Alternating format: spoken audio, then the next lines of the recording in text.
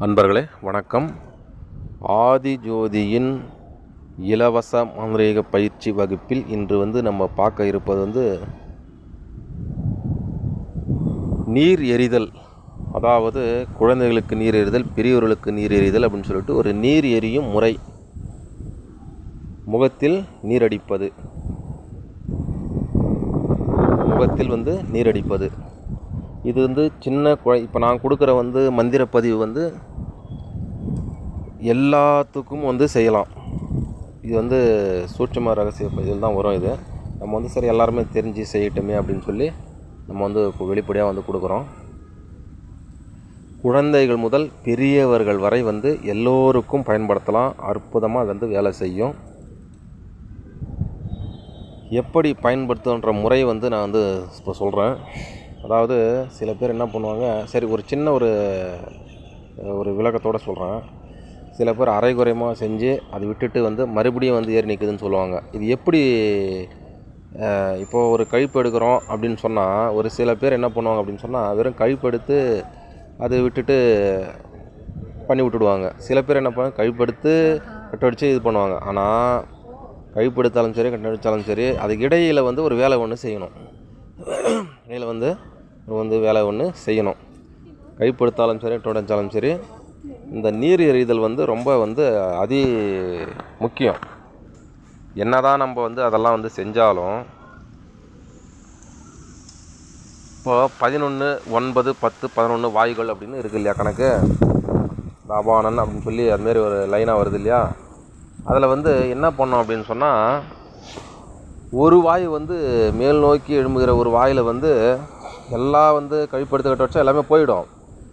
அது முறைப்படி செய்யும்போது ஒரு சில இதுக்கு கட்டு கடங்காமல் என்ன பண்ணோம் அப்படின்னு சொன்னால் எல்லாம் போயிடும். அதனோட சொச்சம் கொஞ்சம் இருக்கும். அதில் சொச்சம் அப்படின்னு சொன்னோம்னா இந்த முகம் தெளிவில்லாதது, எங்கே போனாலும் வேலை கிடைக்காது. 10 பேர் எதிரில் அவங்கள மட்டும் கூப்பிடுவாங்க, மற்றவங்கள மற்ற எல்லோரும் கூப்பிடுவாங்க, அவங்கள மட்டும் கூப்பிட மாட்டாங்க. எப்போ மாறு ஒரு மனக்குழப்பத்தோடு இருக்கிறது. இந்த மாதிரி இருக்கும். அது எப்படின்னு சொன்னால், அதில் அந்த ஒரு வாயுவை போட்டது அந்த வாயில் மூத்தவளை முகத்தில் குடிகொண்டுருவா. அது முகத்தில் குடிகொள்ளும் போது என்ன பண்ணணும்னு சொன்னால், முகம் ஒரு மங்கு நிலையில் ஏற்படும். ஒரு ஒரு பளிச்சுன்னு இருக்காது, ஒரு வசீகரத்தன்மை இருக்காது. அந்தமாரி இருக்கும் பட்சத்தில் அதிலே பார்த்து கண்டுபிடிச்சிடலாம். அது எப்போ பார் ஒரு சண்டை, ஏதாவது ஒரு குளறுபடிகள் நடக்கும்போது இந்த கட்டு கழிப்பு இதெல்லாம் இது பண்ணாலும் ஒரு சில இதில் நின்றுடும். அது சில பேருக்கு தெரியாது. அது குரு வழி பரம்பரை அப்படின்னு சொல்லி குரு வழியில் வரும்போது முறைப்படி தெரிஞ்சு அறிஞ்சு செய்கிறவங்களுக்கு மட்டும்தான் இந்தமாரி ரகசியங்கள்லாம் தெரிய வரும். இது என்னடா நம்ம கழிப்போடு தான் கிட்ட ஒழிச்சோம், எல்லாமே எடுத்துட்டோம் பொறுத்துட்டோம் துடைச்சிட்டோம், எல்லாமே எதுவும் இல்லையா, மறுபடியும் இப்படி இருக்குது அப்படின்னு சொல்கிறாங்களே, முகம் ஒரு வாட்டமாக இருக்குது, எதுவுமே கைக்கூடி வரலையே அப்படிலாம் சில பேர் சொல்லுவாங்க. இது சொல்லுவதுக்கு காரணமே அதை தான் நான் சொன்ன மாதிரி, இந்த வாயுக்கள் ஒரு வாய் மேலுவங்கிற வாயில் குடிகொண்டா அது கண்டுபிடிக்க முடியாது. இதை வச்சு கண்டுபிடிப்பாங்க. ஒரு சில பேர் அங்கேயே கண்டுபிடிச்சிருவாங்க.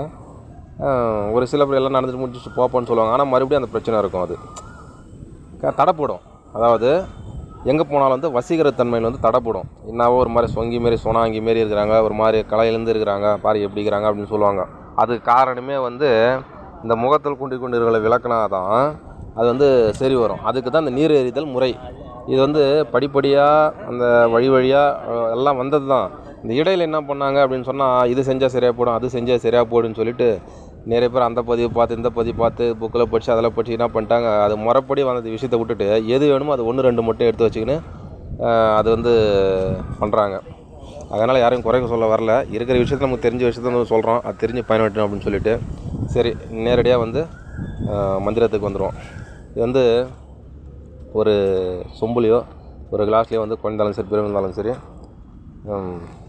கற்பூரத்தை எரிய வச்சு அணையாமல் இந்த மந்திரத்தை 21 முறை கூறணும். சின்ன மந்திரம் தான், டக்குன்னு சொல்லிடலாம். 21 முறை கூறி எடுத்து 3 வாட்டி சலார்னு அடித்தோம் அப்படின்னு சொன்னோம்னா அந்த முகத்தில் வெளியேறிவிட்டால் அது ஒரு 3 வாட்டி செய்யணும். தினம் ஒவ்வொரு நாளும் செய்யலாம். இல்லை காலை, மதியம், சாயந்தரம். அதுமாதிரி ஒரே நாளில் 3 வாட்டியும் செய்யலாம், இல்லை தினமும் வந்து 3 வேளையும் செய்யலாம். ஒரு வாட்டி செஞ்சாலும் ஒருத்தருக்கு சரியாக போயிடும். ஒருத்தருக்கு வந்து 3 நாள் செய்யணும், இல்லை 3 வேளையாவது செய்யணும். அப்படி செஞ்சோம்னு சொன்னோம்னா பர்ஃபெக்டாக வந்து தடைப்பட்ட காரியங்கள் வந்து கைகூடறதுக்கு வேணால் கைகூடுறதுக்கு வந்து ஒரு வழி கிடைக்கும். சரி, மந்திரத்தை வந்து நம்ம வந்து பார்த்துருவோம். ஹரி ஓம் கணபதியே நம. சர்வ தோஷங்களும் சர்வ வியாதியும்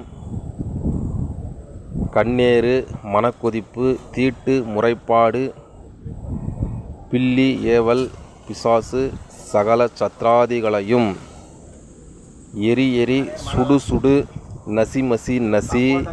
ஓம் சிவாய சிவாய நம. இதுதான் வந்து மந்திரம். இந்த மந்திரத்தை வந்து ஒரு 1008 வாட்டி சொல்லி சித்தி பண்ணிங்க. சித்தி பண்ணி சரளமாக வந்து வாயில் வந்து ஓடணும். மற்ற தெய்வங்களை வந்து சித்தி பண்ணி சரளமாக இருக்கிறவங்களுக்கு வந்து ஒரு 108 வாட்டி சொல்லி செஞ்சாவே போதுமானது. மற்றவங்க வந்து நான் சொன்ன முறைப்படி ஒரு 1008 சொல்லி சித்தி பண்ணி இது வந்து செய்யுங்க. இதிலே வந்து இன்னும் பல முறைகள் இருக்குது. இதில் கைகண்ட முறையை வந்து நான் ஒரு முறை சொல்லியிருக்கேன். 9 முறை இருக்குதுல்ல. இதை கைகண்ட பலன் தரக்கூடிய ஒரு கணபதி மூலியமாக ஒரு முறை.